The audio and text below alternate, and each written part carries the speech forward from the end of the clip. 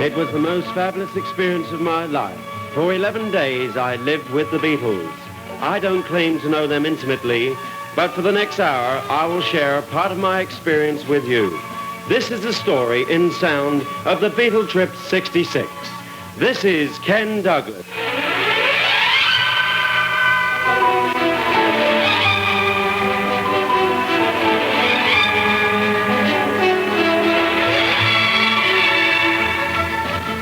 As you remember, before the Beatles arrived in America this summer, there was quite a controversy over a statement about religion made by John Lennon.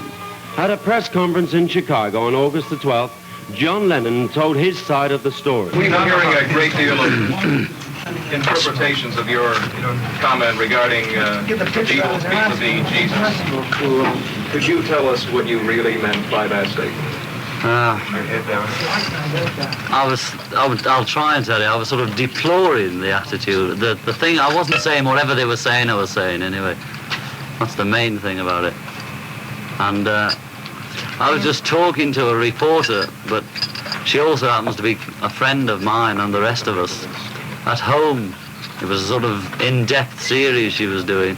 And so I wasn't really thinking in terms of PR or translating what I was saying.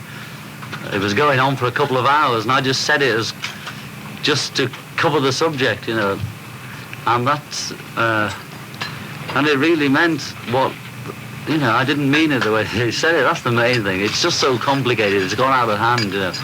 But I just meant it as that the Beatles, I wasn't saying the Beatles are better than Jesus or God or Christianity.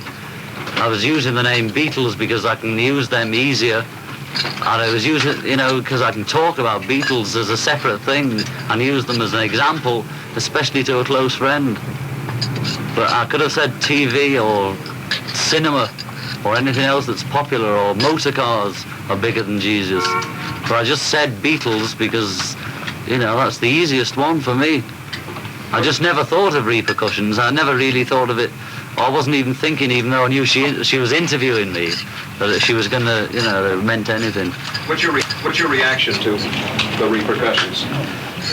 Well, when I first heard it, I thought it can't be true. It's just one of those things like bad eggs in Adelaide and things. And then when I realised it was serious, I was worried stiff, you know, because I knew sort of how it'd go on. And the things that get said about it, and all those miserable-looking pictures of me looking like a cynic and that, and they'd go on and on and on. It'd get out of hand, and I couldn't control it. You know, I can't answer for it when it gets that big, because it's nothing to do with me then. Do you personally believe that Christianity will shrink? I think that only from what my views are, from what I've read or observed of Christianity and what it was and what it has been or what it could be, it just seems to me to be shrinking. I'm not knocking it or saying it's bad. I'm just saying it seems to be shrinking and losing contact. And we all deplore the fact that it is, you know. That's the main point nothing about better it all. seems to be replacing it, so we're not saying anything about that. You know, and if you say something that you think may vaguely in a way be helpful, you know, because I mean, you know, if it is on the decline in any way, then to say it's on the decline must be helpful. It's silly going on saying, yes, you know. it's all fine, and yeah, we're all Christians, and we're all doing this, and we're all not doing it. And, you know, there'll probably be a big resurgence of Christianity now. I hope so. Might as well, yes. Mr. Lennon, are you all Christians? Well, we were brought up, I don't profess to be a practicing Christian, although I think Christ was what he was, and anybody who says anything great about him, I believe. But I'm not a practicing Christian like I was brought up to be. I don't have unchristian thoughts.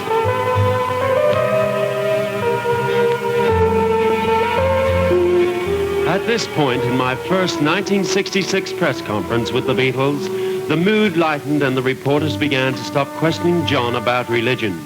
It seemed to us present in that room in Chicago that the question had been answered. John did make a provocative statement, a statement made many times each day by many people. When the average fellow makes such a statement, it goes unnoticed. But when a Beatle has a thought, it is headlines. The reporters in that room were looking at not only four of the most talented men living today, but at four real people who eat and breathe and think. Now the question's changed. The press conference went on. I read something recently that you are Never said worrying about worrying about the Beatles being brought down. Certain people are interested in getting the Beatles over with. I don't ending their know. reign. I think that's a bit of a one that's, I don't really know about that story, honestly. There's nobody, I've never said, there's nobody trying to Sounds like a homemade pull us one. down.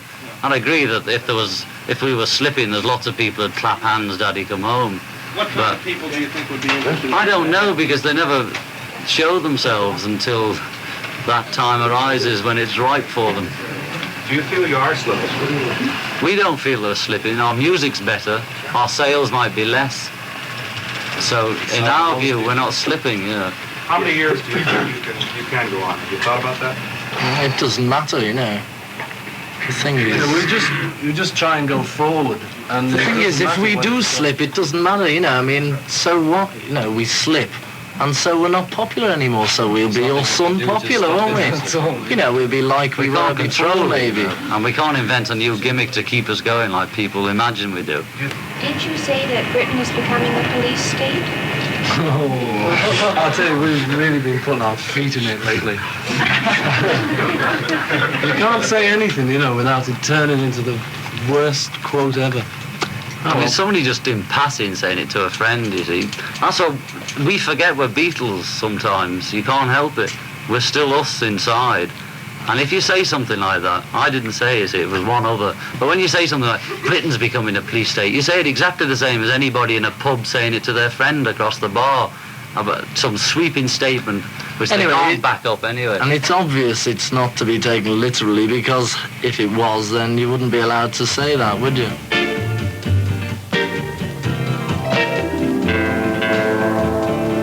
After that press conference, the Beatles gave their first performance of the 1966 American tour. Afterwards, Jerry Layton, a disc jockey from Radio Caroline in England, and I were sitting with the Beatles carrying on an informal conversation. This is part of that conversation with Paul McCartney.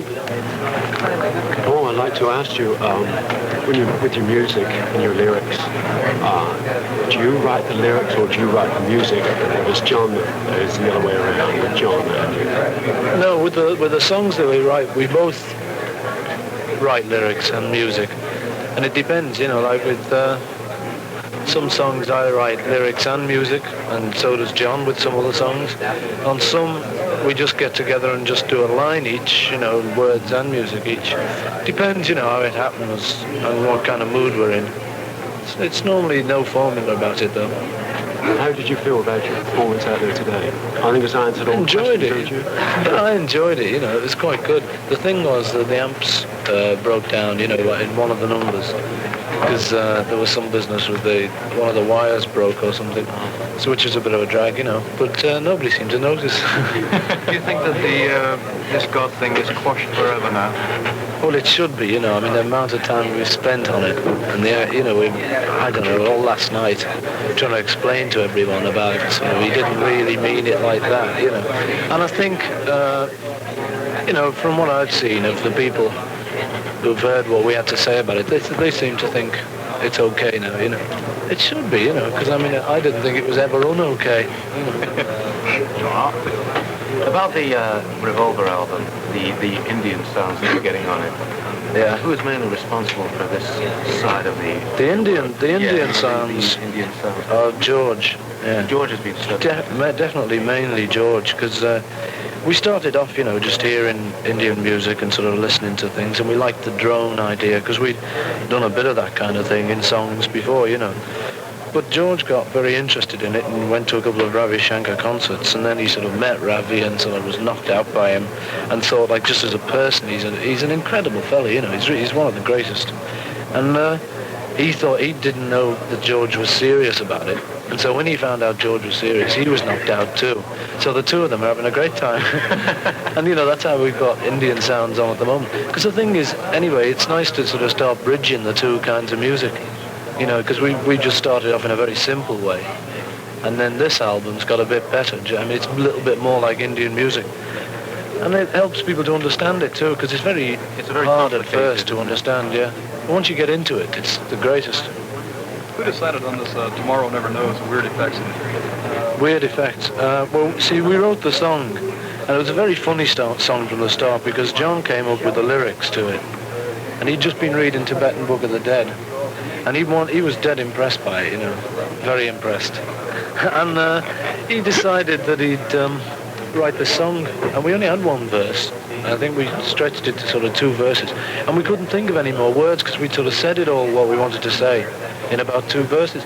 So we had to try and work out how to sort of do it and how to make it different.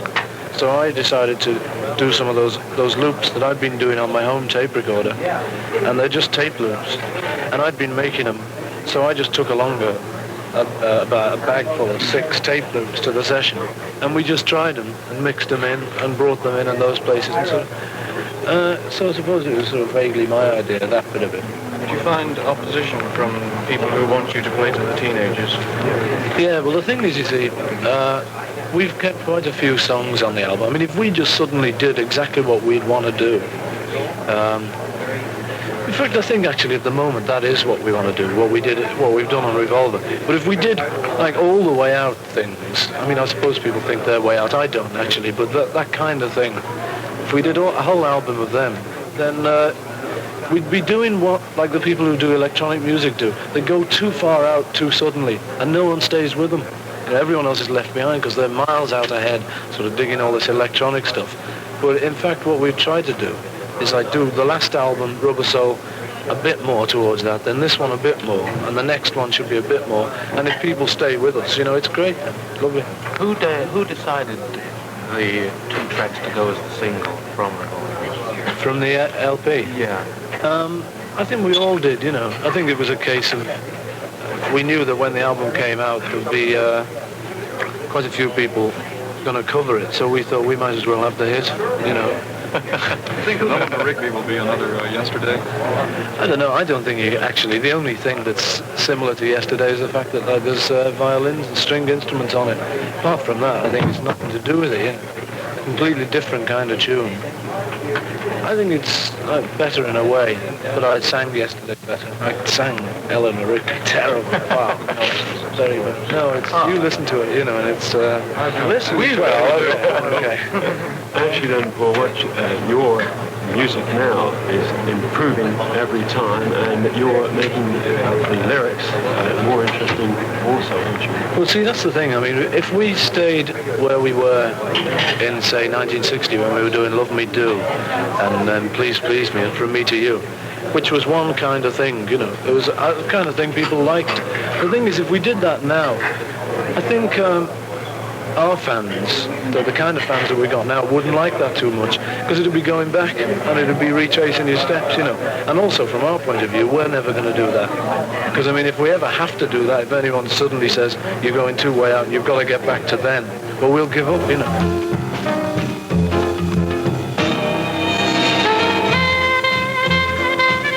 That was part of my first day's conversation with Paul McCartney. Next, I moved over to Ringo. Most people think that Ringo is a sad-looking fellow who never smiles. But actually, Ringo has quite a sense of humor. He seems to be one big-hearted, happy fellow. As I moved over to Ringo, I had in my hand a list of questions which my listeners in Kentucky Hannah had sent for me to ask the Beatles. Ringo saw my sheet of paper and jokingly said, "There's another cheat, folks. Reads it out of paper. Got no brain." Not quite, Ringo. Well, actually, this is a lot of questions here from Beatle fans, but of course I'm only going to ask you a couple right now. The first question, you needn't ask me how many songs have you and John written. That's not really for me, is it? No, Ringo, no, I tell you. I'd like to ask you, though, when's your next Beatle movie coming up? Well, with any luck, we may start making it in January. We've got an idea, and there's a bloke now trying to write a script, but we haven't seen the script. We'll just hope the script's as good as the idea, which will remain nameless. How did you like making the movie Help? Which did you prefer, the first one, Hard Day's Night, or Help? Did you enjoy most? I enjoyed making them both, but I enjoyed Hard Day's Night when it was finished more. I don't know, I sort of got lost in Help a bit, Yes, so you did in the film, didn't you? Yes. Well, you can see one question here. you always hear about Ringo's nose, but does anyone ever tease Paul about his innocent little boy face? No, you get a few people saying cute and that, you know. Well, I mean, it's been quite nice the last couple of years. No one's mentioned my nose. How do you feel now that you're married and being away from your wife on these tours?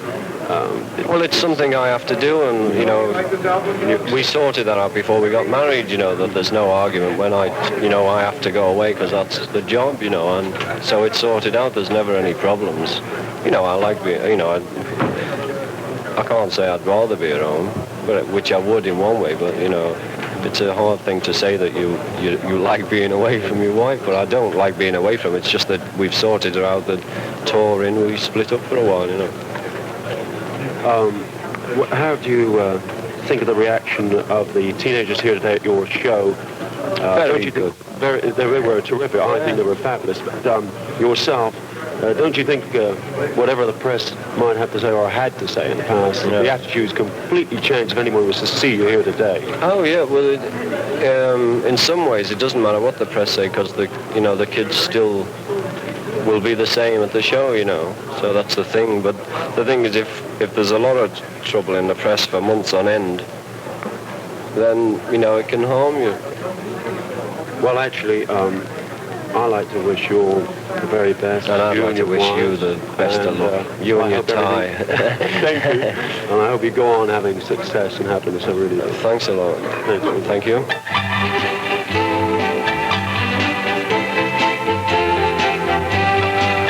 Now let's get better acquainted with John Lennon. We've jolly well looked into his private thoughts.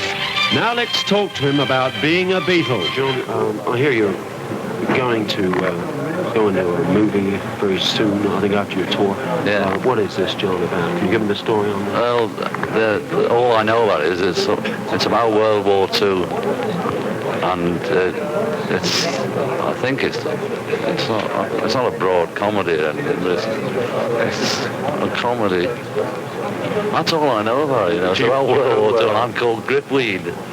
Gripweed? Yeah. What's the name of it, John? I think it's called How I Won the War, as far as I know. And what is actually, what part are you taking? I'm just no, not really. I don't think it's sort of like gag lines so much, you know. It's just, I'm just some soldier, you know, from Batman to Michael Crawford. It's just, nobody ever, you know, it's just one of Dick Lester's films, and it's hard sort of trying to say what it's about, really, because he knows. Well, yesterday I asked you during the press meeting one question about your music, how it changed. What I was going to ask you now is that, do you write most of the lyrics, or do you write the music, or is it Paul? No, it's never like that, you know. It's, if I've written a song with a verse, say, and I've had it for a couple of weeks, and I just don't seem to be getting any more verses, well, I just say to Paul, jingling jing, have you got any verses just for this? And then we either both write them, and you say, yeah, we'll have this or that. It's very haphazard, you know. There's no sort of rules for writing. Is there any particular song, since you've been on the scene, that you favour most of all? Do you have a favourite? I like Here, There and Everywhere and Yellow Submarine, just to listen to, you know. And looking towards the future, do you think you'll be back here at the United States game next year? I don't think about the future as much as that, but I suppose we will, you know. We just seem to come back every August, as far as I can see. It's just sort of like the national trip, our annual trip. How do you feel about being away on these tours, being near your wife for so long? Well, the longest tour we ever do is 3 weeks, and it's usually in America we do the longest tours. And 3 weeks, if you're busy, you know, it's all over before you know what's happened. You're back home. Well, thank you, John. I'll be talking with you again. Okay, ta-ra. Now you've met Paul, Ringo and John. Now let's talk with the fourth Beatle, the one who lives only a short distance from my home in Surrey, George Harrison. What do you think of this, your latest LP yourself? You know, lots of people, we've had big write-ups about it in our station, and they think it's fabulous, you know. Well, for us, we've always tried, you know, really all we're trying to do is to do something good, you know. And I mean, we spend a bit more time with this LP just to try and generally make it better. In other words, that you're trying to improve yourself. Yeah, naturally, because I don't think anybody ever during their lives ever feels as though they've done it. You know, and we feel exactly the same about our records. We make a record and we may be knocked out with it when we just first do it. But then when we listen to it a few times, we that it's not really as good as we think it is. And that's the thing that happened, you know. I mean, with Revolver, when we first did it, well, with lots of the tracks, we just really knocked out with them. But then, by the time the record's issued, we're a bit fed up with it and are looking towards the new one, which is good. All right, George, well, I won't keep you waiting anymore. It's just one more question I asked you. I believe in your latest LP, you're the chappiest using the new instrument, the sitar. Is this right? Well, I'm using the sitar, but it's not a new instrument. It's over 800 years old. Yeah, it's great. You know, it's just a thing I've got interested in over the last year or so. Just got very interested in Indian music generally, and I'm just trying to learn it now. And the more I learn, the more I'll try and use it in our music as well. Well, I think anyone that's interested in music, it makes them listen more so when something new is found into it. Yeah. It's the thing, I mean, by me using sitar, maybe some of our fans will listen to Indian music. And then maybe, you know, those people will get interested in it, which would be good. Because the more people should hear it, because it's so fantastic. You know, it's a pity that it's not very well known in the West. One more thing, though. I know you've got to get away from the next show. How did you feel about when you first started off and you were, for instance, you were in Hamburg? How do you think on those days now? Oh, they were great, and they were all... In fact, Hamburg days were probably one of the most important times of our lives, because it was like our apprenticeship. We worked so hard, and we worked sort of 8 hours a night, 7 nights a week for 4.5 months in the first go. And we really got a lot of rehearsing in. You know, we just got the group going a bit, so they're very important. Yeah, it was nice. It was nice. Yeah. Well, thank you very much, George. Okay. I'm sure all your fans are going to appreciate these. Okay, thank you. Conversation. Bye. Thank you. I had another conversation with Ringo, this time about his private life. When you're at home and you're away from all this, how do you sort of find yourself things to do to relax away from all this? I just sort of sit around and play records and watch TV, or we go out to a club or for dinner or to... I just do what everybody else does, you know. I don't have anything super special to do. Is there any, looking towards the future for your little boy, is there anything that you'd like him to really especially do in life? Not at the moment, you know. He's too young really to, you know, I don't want to plan his life anyway. I want him to do what he wants, you know. I'm not going to say you do that or you'll be this, you know. If he's going to be this, he'll be it, you know. In other words, you like him to be just like any other young... Yeah, you know, but that's one of the difficulties, you know. How old is Zach now? He's 11 months nearly. 11 months. A bully lad, huh? Ah, he's a big fatso. Is he really? Yeah. And how's, for instance, Maureen, is she a good cook? Yeah, I think lamb and chicken are her best. Lamb and chicken? Yeah, she's pretty What's good on the your favourite dish? Lamb. Lamb? In meat, you know. Where are you living in England now? In Weybridge. In Weybridge? Yeah. Where John also is, right? Yeah, just about 5 minutes from John, yeah. That's where I'm from, Surrey. Yes. Surbiton, Surrey. Surbiton, yeah. My gardener's from Surbiton. Oh, really? He does all the gardening? Yes, he just keeps the flowers growing. I like flowers and trees, you know, and things like that. How did you... Nature. How did you find yesterday... Did you see the little incident when we had the bus stop for about 10 minutes outside the motel when Paul and George got out? Yeah. What do you mean, did I see it? What happened? The two little girls that came over. No, we sat on the back of the bus and Wendy, Brian's secretary, went and got us ice cream. Well, the two little girls were the most surprised in the world to walk by the bus. Yeah. One of them just completely stopped and fell over when she saw Paul McCartney there. Yeah. So, and of course, when she tells anyone about this, they'll never believe it. Never believe it, no. That's what we think that I was driving home from town with Maureen one day, and this fellow was chasing us for miles, you know. Well, I didn't notice him until we stopped at some lights, and he pulled up and leapt out the car, and he says, "Paul, give me your autograph." I said, "Oh, yeah, okay, yeah." And then he said to Maureen, "Patty, it's good to see you." So it was, you know, it was hilarious. He just got it wrong altogether. But, you know, it's a lot of funny things like that. Yes, they must happen to you a million times. About your last record here, the single, of course, Yellow Submarine and Eleanor Rigby, actually, is this record made for two sort of ages of people, young element?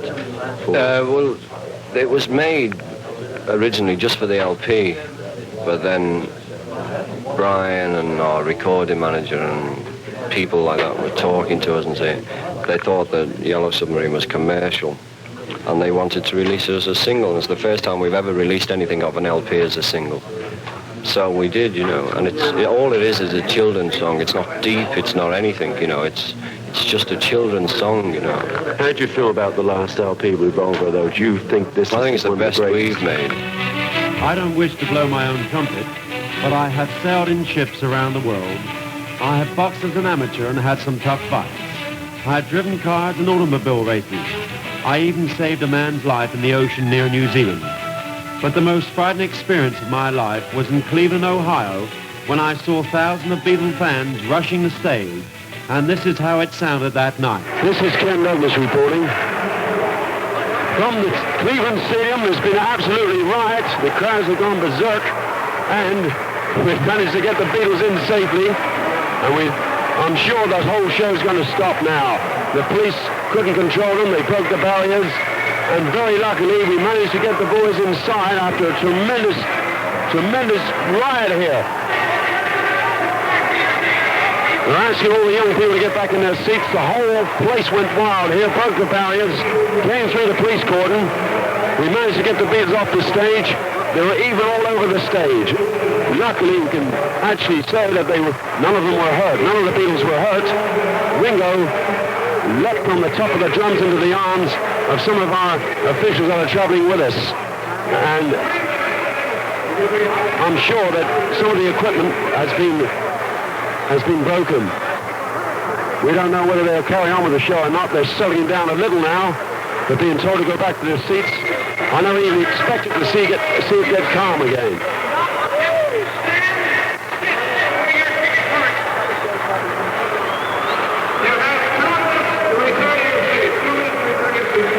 They're still wandering everywhere. The field is beginning to clear. We do hope they're able to keep them under control and no one else will get hurt. The show in Cleveland would stop for about 20 minutes. The crowd finally returned to their seats, and the show resumed. Here they come, the Beatles again, for a second time to do their concert here, this evening at Cleveland Stadium. And the crowd are roaring, you can hear them, and I do hope they're able to complete their whole concert. They're under control once more, they're back in their seats. They've been told that if they move out of their seats over the barrier, they will be stopping the whole concert here this evening. Ringo is safe and sound. They all look fine. I don't think the Beatles got hurt, but there were a few young teenagers hurt here tonight. There they go, starting their first song, the Beatles, here at Cleveland Stadium. It was a fantastic show. I must say, the crowd rushing the Beatles meant them no harm. It was just an emotional show of Beatlemania, which proves the fans still love the Beatles.